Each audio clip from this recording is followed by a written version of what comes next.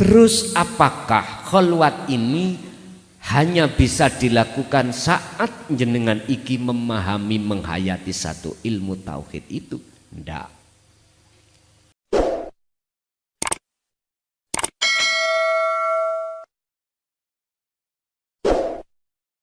Assalamualaikum warahmatullahi wabarakatuh. Gus kula badhe tanglet nglampahi maos kitab niku dipun angen-angen utawi dipun renungi niku napa termasuk kholwat napa dereng. Nomor kalih keteranganipun tiang syariat niku terose lek mboten purun berdoa niku diwastani tiang sombong niku makrifate dos pundi cekat semanten. Assalamualaikum warahmatullahi wabarakatuh. Waalaikumsalam warahmatullahi wabarakatuh. Kholwat, apa sih artinya kholwat? Yakfur bit-taghut wa yu'min billah. Niku ta'rifi kholwat. Hati meninggalkan perkara selain Allah, lalu hati mendekat dan bertemu Allah, itu kholwat. Maksud takrif definisinya ada di situ. Sekarang yang ditanyakan, ketika saya bertaklim, angen-angen isine kitab, paham maksudnya, apakah itu sudah dikatakan kholwat? Jawabannya adalah, jikalau pada saat itu hati jenengan walaupun berangkatnya dari satu kefahaman ilmu, akhirnya Gusti Allah menyalakan nurnya ilmu, wujud nurnya ilmu faham. Terus jenengan dalam hati ada satu keyakinan bahwasannya selain Allah itu malakum dzarra wala naf'an, tidak punya daya upaya untuk mendatangkan manfaat dan mencegah mudarat. Maka jawab saya iya. Sebab kefahaman sampean tidak berhenti yang disebut sebagai ilmu, enggak, tapi sampean rasa ning jero dodo, itu sudah dikatakan kholwat. Sebab kefahaman sampean tidak berhenti yang disebut sebagai ilmu, enggak, tapi sampean rasa ning jero dodo, itu sudah dikatakan kholwat. Terus apakah kholwat ini hanya bisa dilakukan saat jenengan iki memahami menghayati satu ilmu tauhid itu? Ndak. Yun sewu, jenengan keadaan masak loh. Terus ati sampean iku muncul rasa yen sak temene perkara agawe masak iku sangka urip, itu pun kholwat. Bukan yang dimaksud kholwat takrifnya secara umum itu harus secara fisik ninggalno anak, istri, suami, pekerja. Ndak. Boten. Miturut kula kholwat itu artinya adalah mujmal, mutlak. Bisa berlaku dalam keadaan saat jenengan jasad repot gembul dengan urusan dunia, bisa jadi itu kholwat itu jasad tinggalkan urusan dunia. Kita kembali kepada takrif maknanya bagaimana? Hati meninggalkan perkara selain Allah disebut taghut, lalu hati mendekat untuk bertemu Allah. Niki makna yang baku di situ. Sehingga wong Jawa biyen dawuh ngeten, Pak, nek kula mboten lali lho. Ngger, Kuwi kudu sok topo ninggon papan sepi, ya uga papan rame. Kula ngen-ngene. Tapi gak dijelasno papan sepi ku ya apa, papan rame ku ya apa. Lah ngene iku nek ditakoki dikampleng. Ya ngen-ngenen dhewe, engko lak kuwi paham dhewe. Masya Allah Pak. Ternyata papan sepi ku dohir batin iki kita tinggalkan pergaulan terhadap manusia. Biasanya elok kumpulan yasinan ndak. Biasanya elok kumpulan tahlilan ndak. Akhirnya anggota ngomong, kelason iki melok ajarane sapa ya? Wes opini yang berkembang akhirnya fitnah yang terjadi. Padahal saya tinggalkan pergaulan terhadap sesama manusia atau makhluk semata-mata biar hatiku cegak mudah terpengaruh. Dan iki ada yang tidak seperti itu. Papan gon rame adalah ternyata maksudnya jasad ini sik gelut bersinggungan dengan urusan masyarakat sosial, tapi hati oleh karena gecokan dikir sirul asor mongko ninggunu mudah hatinya bertemu Allah ngoten. Tapi luwih abot niki Pak, luwih abot niki.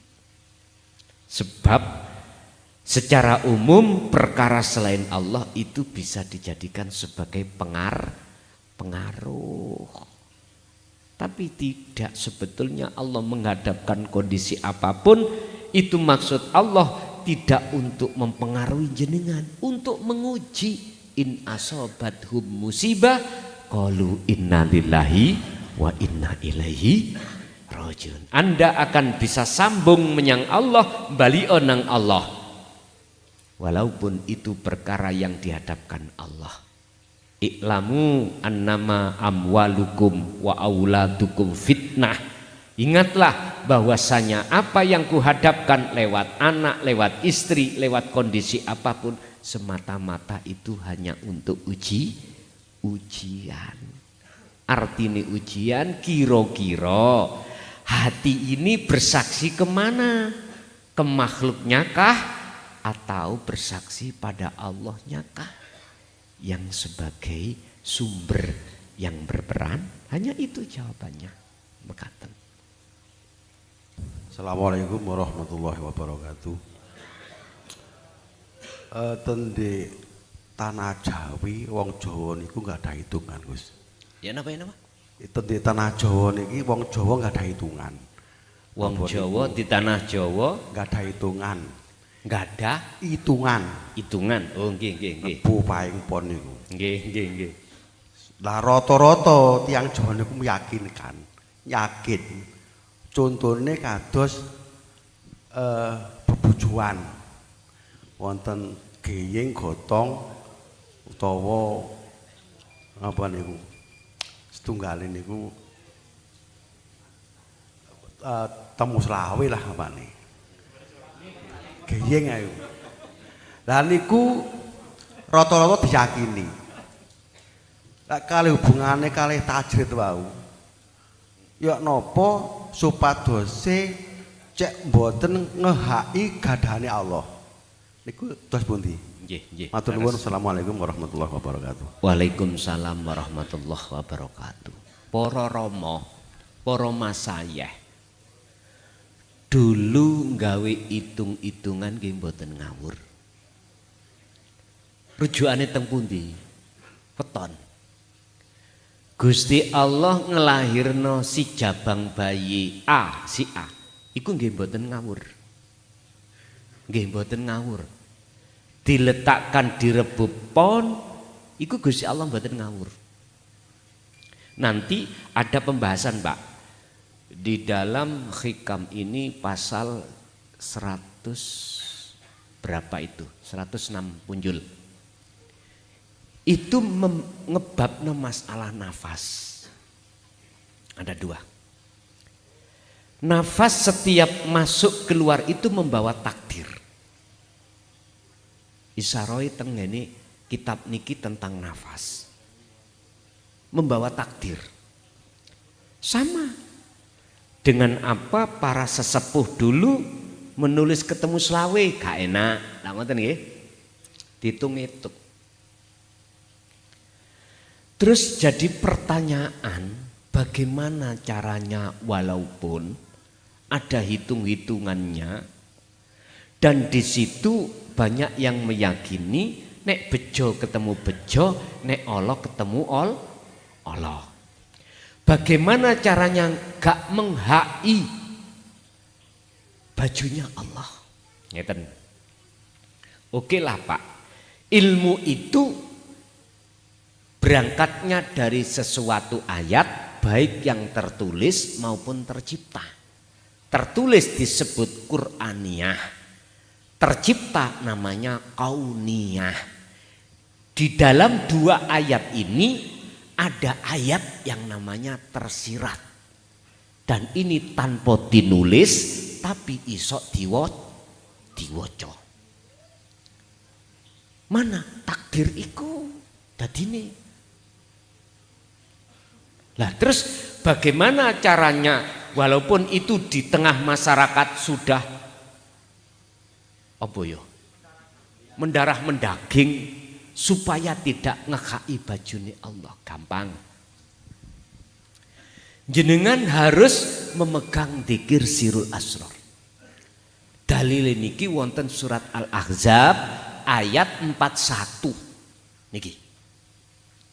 Ya ayyuhalladzina amanu dzkurullaha dzikron katsiron. Ada kalimat dzikron. Udzkuru, wahai orang yang beriman, ingatlah kamu sekalian Allah terhadap Tuhan Allah, terhadap Allah. Ingat yang bagaimana? Dijelaskan dzikron katsiron kelawan sejatine eling. Di sini kita tidak akan pernah tahu ayat yang tersirat. Di situ ada ayat yang tersirat yang tidak ditulis. Mana sejatine dzikir? Oke Bapak Ibu. Dzikir lah bahasa Arab, gitu. Bahasa Indonesianya ingat. Basa Jawane eling. Mana yang tersirat? Yang tidak tertulis, sadare ati yen sak temeni bahwasanya kita makhluk tidak ada.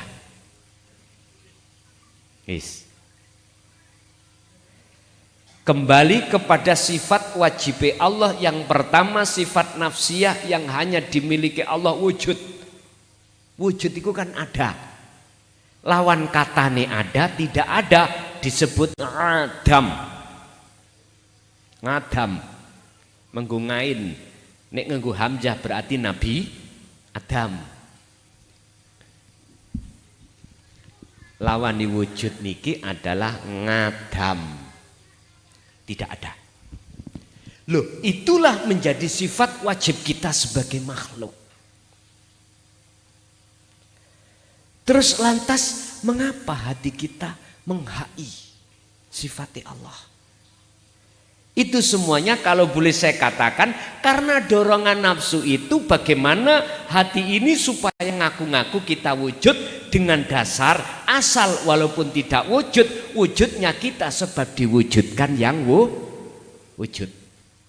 Berarti kita ngaku-ngaku wujud. Piye amri enggak menghai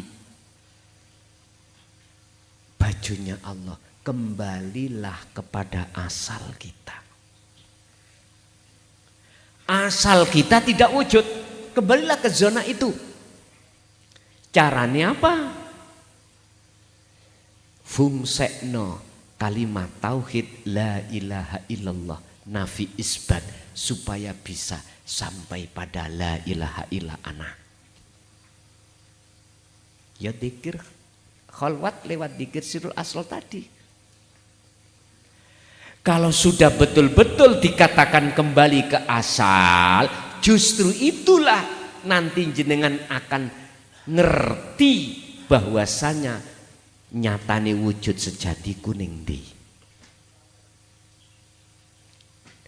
Ternyata kalau jenengan sudah kembali kepada Adam, disitulah nyata wujudnya yang wujud.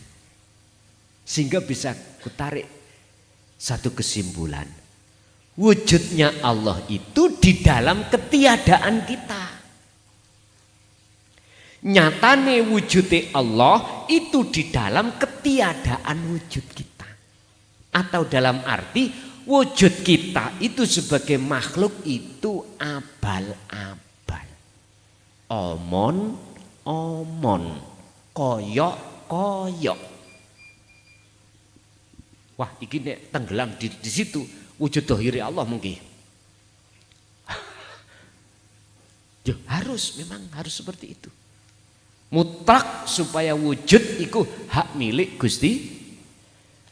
Kalau jenengan sudah kembali ke asal kita, ngapunten Kang Kathah. Disitulah nanti tandanya jenengan tidak merampas baju Allah. Ketika hitung-hitungan itu bukan kita yang ngitung. Yang ngitung iku ya Gusti. Di situ nanti akhirnya. Loh, para mas saya dulu mboten ngawur. Semua itu atas dasar antara nafas keluar dan masuk itu ada dua. Kau gunakan taat atau maksiat pada Allah. Dan ini menjadikan bentuk takdir itu. Bapak Ibu, sehingga kalau bisa kami ambil kesimpulan antara nafas keluar dan masuk itu tidak lepas dari bentuk wujud takdir.